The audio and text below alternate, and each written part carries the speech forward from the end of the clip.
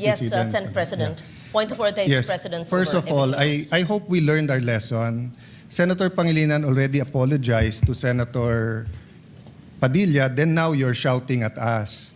No? No, the record will show, nakatape naman eh. Ang taas-taas ng boses nyo eh. Di ba? You were shouting at kaya nga hindi magkarinigan. Now, what's my point of order? Senador Alan Peter Cayetano umalma dito kay Senador Kiko Pangilinan na di umano'y sinisigawan sila nito. Humingi ng araw ito ng paumanhin dati kay Senador Padilla noong nakaraan, tapos ngayon ay sumisigaw na naman. Para yatang nagiging sensitive na rin itong si Senate President Alan Peter Cayetano. Ayaw na rin ang natataasan ng boses, na kung tutuusin ay normal naman sa mga debate o diskusyon ang pagtataas ng boses, lalo na kung ikaw ay nadadala ng iyong emosyon. Lalo na nga dito sa Senado na ang pangunahing trabaho nila ay magdebate o mag-argumento dito sa mga panukalang batas na kanilang ginagawa. Na kung papanoorin natin itong naging pahayag ni Senador Pangilinan ay hindi naman ito sumisigaw. Medyo tumaas lang ang boses kagaya na nangyari kay Senador Padilla. Panoorin po muna natin itong naging reaksyon nga ni Senador Pangilinan.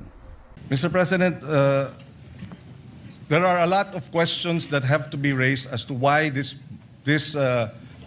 amendment to the rules is being undertaken at this time. President provides, Mr. President, that when we amend our rules, we do so by way of resolution. We do not have that resolution now. In fact, Mr. President, a total 48 amendments of our rules all went through resolutions. This is the first time after 48 amendments, Mr. President, that we do not have a resolution so that we can Point of vote order, Madam Chair. and amend the rules properly, Mr. President. Point of order. Point of order takes Yes, precedence. Senate President. Point of order, Yes. President. First of all, I hope we learned our lesson.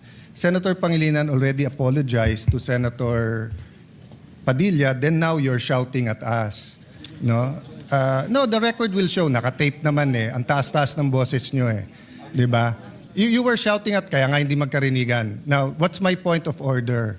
Ayan, narinig nyo naman mga kaseryoso. Sumisigaw na ba sa lagay na yan itong si Senador Kiko Pangilinan?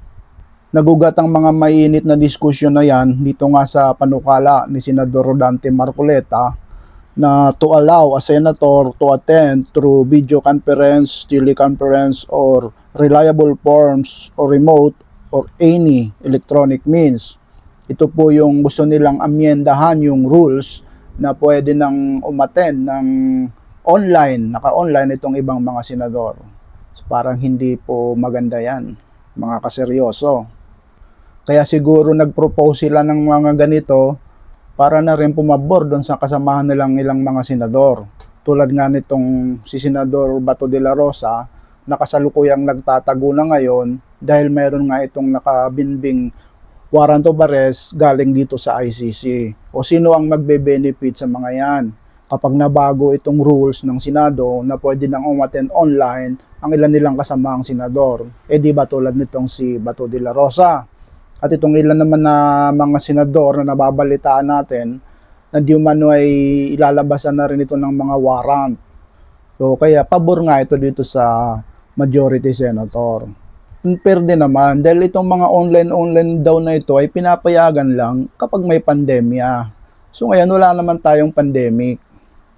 So bakit gagawin nilang gano'n na pwedeng umattend through online yung ibang mga senador? Parang hindi makatarungan mga kaseryoso.